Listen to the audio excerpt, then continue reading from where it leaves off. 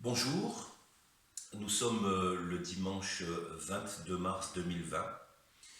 Nous sommes toujours confinés, mais pour autant, nous voulons utiliser les techniques d'aujourd'hui pour pouvoir être en communion les uns avec les autres. Et nous allons prendre un temps ensemble pour louer le Seigneur Jésus-Christ. Jérôme va nous conduire dans un chant. Et puis ensuite, nous partagerons la parole de Dieu, une pensée dans l'Ancien Testament, au premier livre des Rois, chapitre 17, versets 1 à 16. Écoutons et chantons maintenant un chant avec Jérôme. Bonjour frères et sœurs, je vous invite à avoir un moment de louange avec moi au travers de la musique. Ce chant que j'ai choisi, c'est Abrite-moi. Sous tes ailes, couvre-moi par ta main puissante. Je vous invite à vous joindre à moi pour qu'on puisse ensemble louer le Seigneur.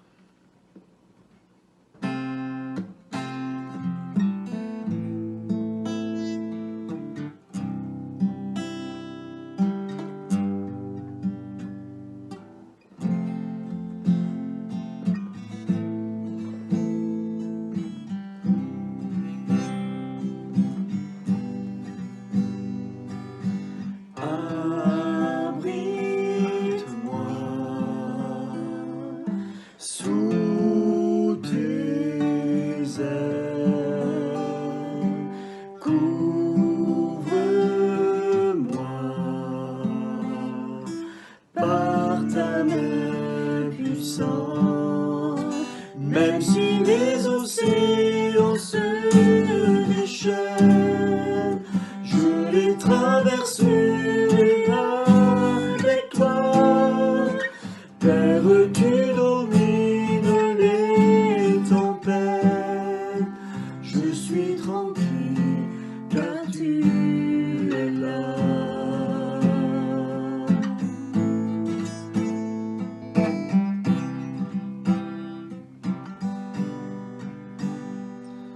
En Jésus seul, je me confie.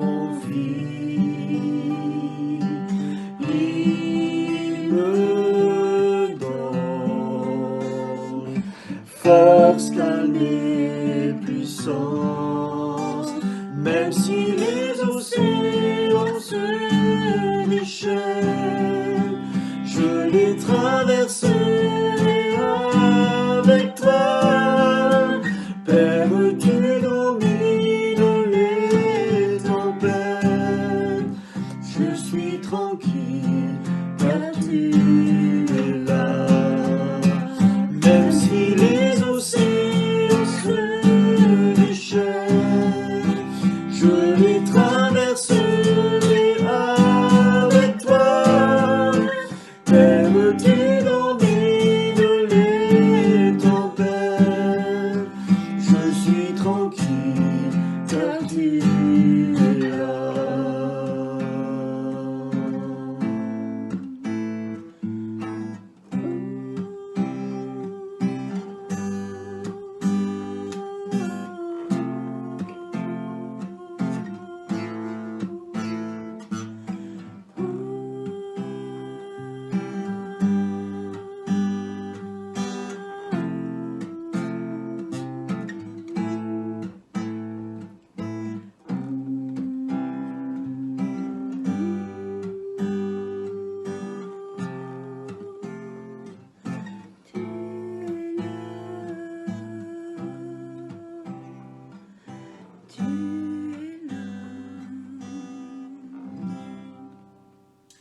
Voilà, j'aimerais qu'on prenne un texte dans l'Ancien Testament, je vous l'ai annoncé, dans le premier livre des Rois, chapitre 17, versets 1 à 16. Nous allons lire ce texte qui parle d'une période de sécheresse, une période qui ressemble un petit peu à la période que nous vivons dans ces moments où notre pays, notre planète est frappée par ce fléau, ce virus qui atteint beaucoup de monde.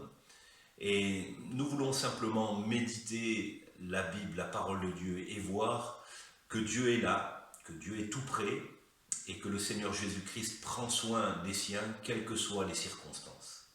Lisons ensemble ce texte. Élie, le Tishbite, l'un des habitants de Galaad, dit à Akab, « L'Éternel est vivant, le Dieu d'Israël dont je suis le serviteur. Il n'y aura ces années-ci ni rosée, ni pluie, sinon à ma parole. » Et la parole de l'Éternel fut adressée à Élie en ces mots. « Pars d'ici, dirige-toi vers l'Orient, et cache-toi près du torrent de Kérit qui est en face du Jourdain. Tu boiras de l'eau du torrent, et j'ai ordonné aux corbeaux de te nourrir là. » Il partit et fit selon la parole de l'Éternel, et il alla s'établir près du torrent de Kérit qui est en face du Jourdain. Les corbeaux qui apportaient du pain et de la viande le matin, et du pain et de la viande le soir, et ils buvaient de l'eau du torrent.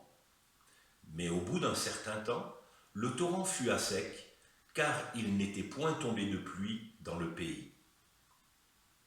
Alors la parole de l'Éternel lui fut adressée en ces mots.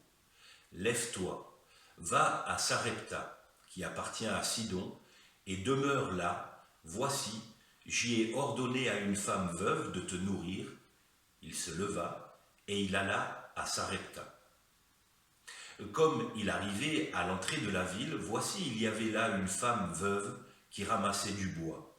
Il l'appela et dit, « Va me chercher, je te prie, un peu d'eau dans un vase, afin que je boive. » Et elle alla en chercher.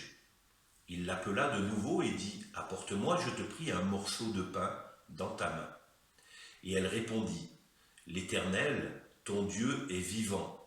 Je n'ai rien de cuit, et je n'ai qu'une poignée de farine dans un pot et un peu d'huile dans une cruche. Et voici, je ramasse 2 morceaux de bois, puis je rentrerai et je préparerai cela pour moi et pour mon fils. Nous mangerons, après quoi nous mourrons. » Élie lui dit, « Ne crains point, rentre, fais comme tu as dit. Seulement, prépare-moi d'abord avec cela un petit gâteau, et tu me l'apporteras. Tu en feras ensuite pour toi et pour ton fils. Car ainsi parle l'Éternel, le Dieu d'Israël. La farine qui est dans le pot ne manquera point, et l'huile qui est dans la cruche ne diminuera point, jusqu'au jour où l'Éternel fera tomber de la pluie sur la face du sol. » Elle alla, et elle fit selon la parole d'Élie. Et pendant longtemps, elle eut de quoi manger, elle et sa famille aussi bien qu'Élie. La farine qui était dans le pot ne manqua point, et l'huile qui était dans la cruche ne diminua point, selon la parole que l'Éternel avait prononcée par Élie. Voilà, c'est une période de sécheresse. Le contexte, nous sommes au temps d'un roi qui s'appelait Akab. Akab a une renommée de ne pas avoir marché avec l'Éternel, son Dieu. C'est un homme qui a désobéi à la parole de Dieu. C'est un homme qui a pratiqué beaucoup d'idolâtrie. Et selon ce que Dieu avait dit dans la loi de Moïse, lorsque le peuple désobéirait, lorsque le peuple se tournerait vers des idoles, il en subirait les conséquences. Les conséquences pour cette période, c'est une période de sécheresse. Nous vivons une période semblable à la période de sécheresse. Mais je le crois, comme dans cette histoire, nous voyons que malgré cette période dure de sécheresse, Dieu est souverain. D'ailleurs, c'est lui qui déclenche et qui prévient par la bouche du prophète Élie ce qui va se passer. Il est écrit, dans ce que nous avons lu, « L'Éternel est vivant, le Dieu d'Israël dont je suis le serviteur. » Et un peu plus loin, Élie a pu dire, « Il n'y aura ces années-ci ni rosée ni pluie, sinon à ma parole. » Dieu est souverain, et la période que nous traversons, dans cette période-là, nous savons que Dieu est souverain. Et il faut vraiment nous appuyer sur la parole de Dieu. Il faut nous appuyer sur une vie de piété pour pouvoir vivre la souveraineté de Dieu. C'est une période de sécheresse, mais nous voyons que dans toutes les périodes difficiles, Dieu prend soin des siens. C'est ce qu'il a fait ici pour Élie. Après avoir prévenu ce qui allait se passer dans le pays, Dieu a parlé à Élie et l'a dirigé. Il lui a dit d'aller près du torrent de Kérit, et là il pourrait s'abreuver, mais également il y trouverait de quoi se nourrir. Dieu, dans son amour, dans sa bonté, dans sa grandeur, a utilisé des corbeaux pour amener de la nourriture à Élie. Je crois que dans cette période que nous traversons, Dieu prend soin des siens. Jésus-Christ prend soin de son Église, à nous d'ouvrir les yeux de notre cœur et de vivre par la foi ce que Dieu nous accorde chaque jour. La Bible nous dit qu'il nous accorde grâce sur grâce, bénédiction sur bénédiction.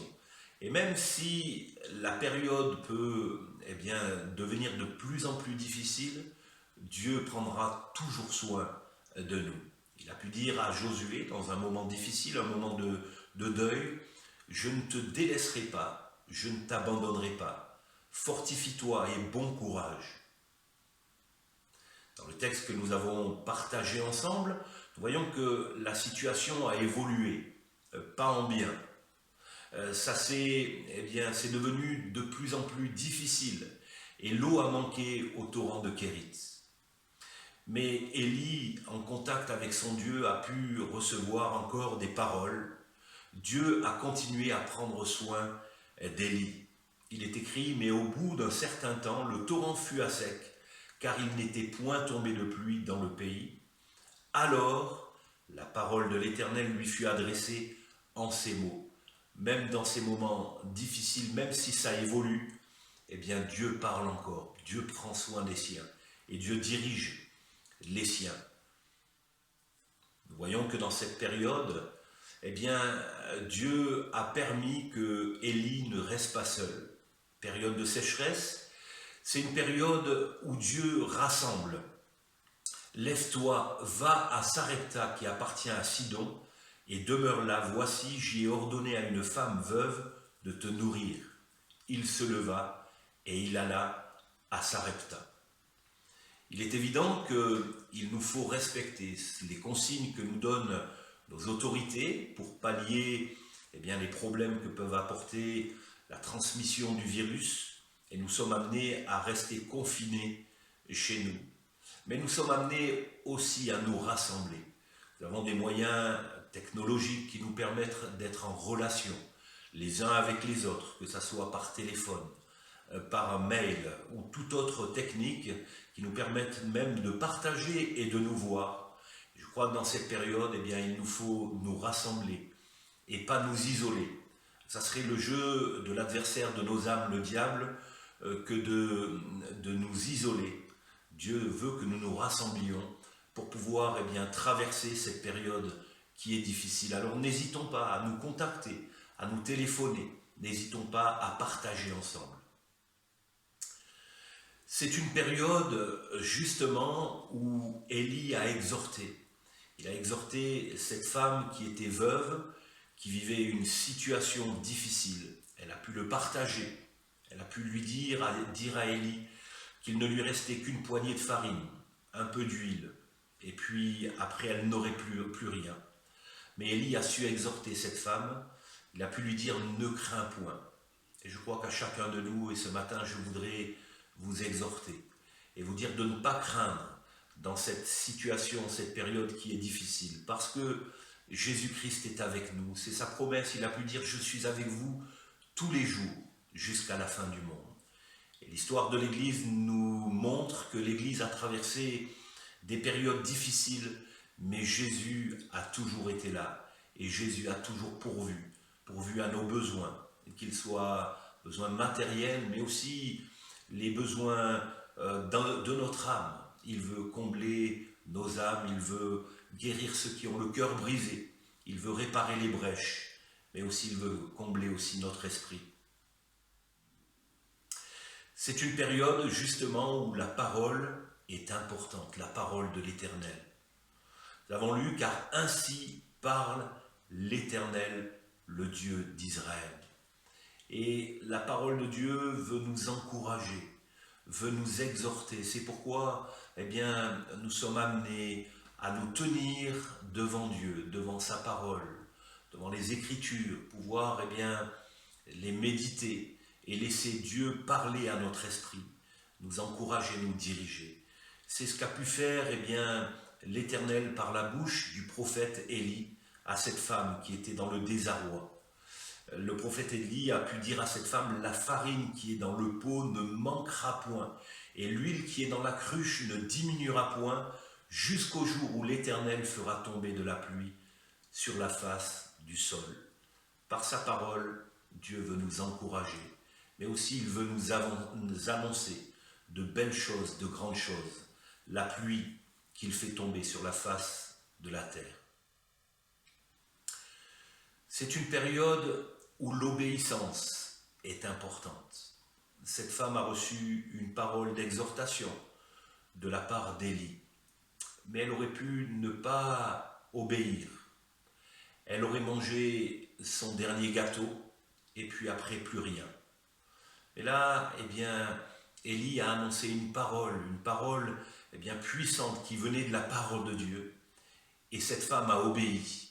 Et parce que cette femme a obéi, elle a pu vivre le miracle que Dieu a accompli, mais également, elle a pu manger à sa faim, jusqu'à ce que l'Éternel envoie la pluie sur ce pays. Elle a mangé, elle, sa famille, mais aussi le prophète Élie.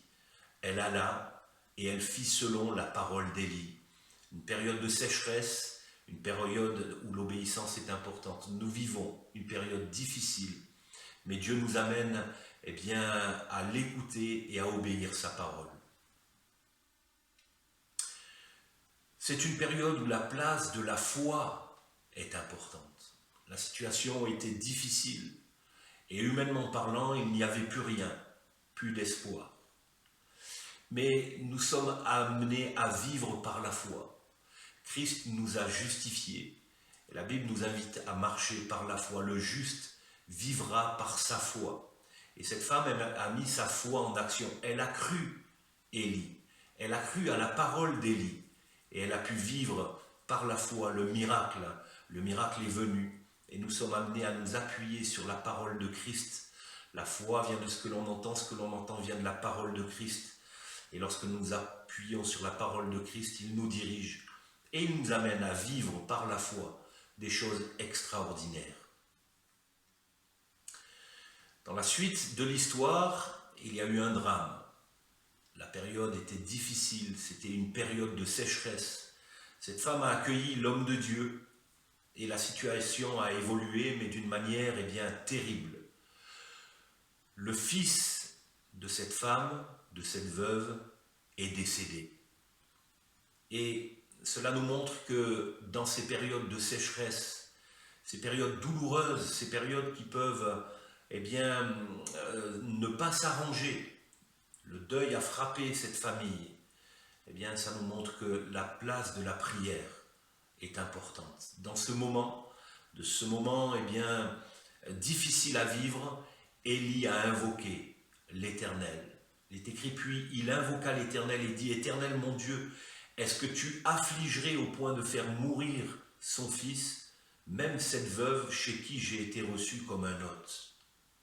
Et nous sommes amenés à nous tenir devant Dieu, à implorer la grâce de Dieu pour nos vies, pour nos familles, pour notre pays, pour nos autorités, à implorer la grâce de Dieu pour tous ceux qui sont impliqués dans la lutte contre ce virus. Pensons au personnel de la médecine, nous pensons à tous ceux qui travaillent autour de la médecine. Il n'y a pas que les soignants, il y a aussi ceux qui s'occupent du matériel, qui nettoient.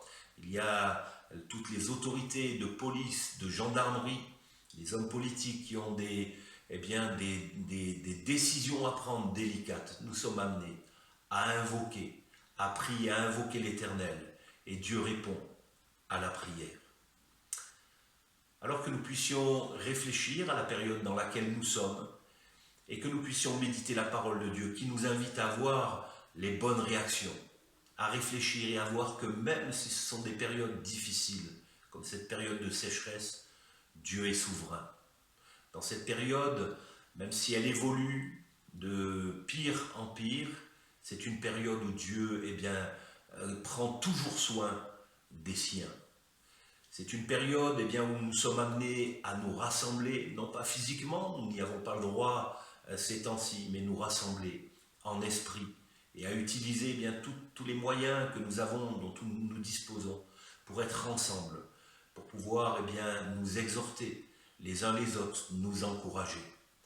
C'est une période aussi où il nous faut réaliser que la parole de Dieu est importante. Dieu veut nous encourager, mais Dieu veut nous diriger aussi. Et Dieu veut nous amener par sa parole à lui obéir, à vivre les choses par la foi, des grandes choses importantes.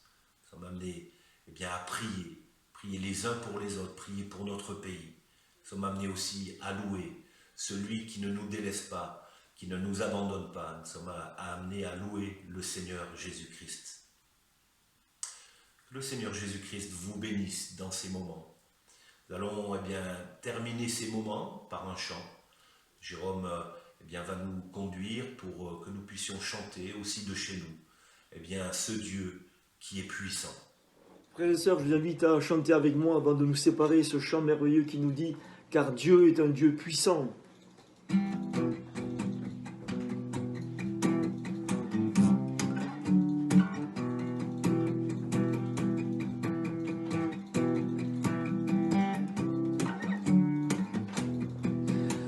Le Seigneur agit, ce n'est pas en vain. Dieu est un Dieu puissant. De la force dans ses pas, de l'énergie dans ses mains. Dieu est un Dieu puissant. Le Seigneur est puissant quand il apparaît. Ce n'est pas pour rien que son sang a coulé. Son retour est proche et il nous faut croire que notre Dieu est tout puissant. Car Dieu est un Dieu puissant, il règne de son Seigneur avec sagesse, amour, oui, Dieu est un Dieu puissant. Car Dieu est un Dieu puissant, il règne de son Seigneur avec sagesse, amour, oui, Dieu est un Dieu puissant. Le ciel pénètre l'obscurité de la nuit. Dieu est un Dieu puissant. Soudain Dieu apparaît et sa lumière resplendit. Dieu est un Dieu puissant. Le jugement qui rend sur la terre et les hommes se voit comblé par la grâce qu'il nous donne. Ses promesses sont fondées et il nous faut croire que notre Dieu est puissant. Car Dieu est un Dieu puissant, il règne de son Seigneur avec sagesse, amour, oui, Dieu est un Dieu puissant. Car Dieu est un Dieu puissant, il règne de son Seigneur avec sagesse, amour, oui, Dieu est un Dieu puissant.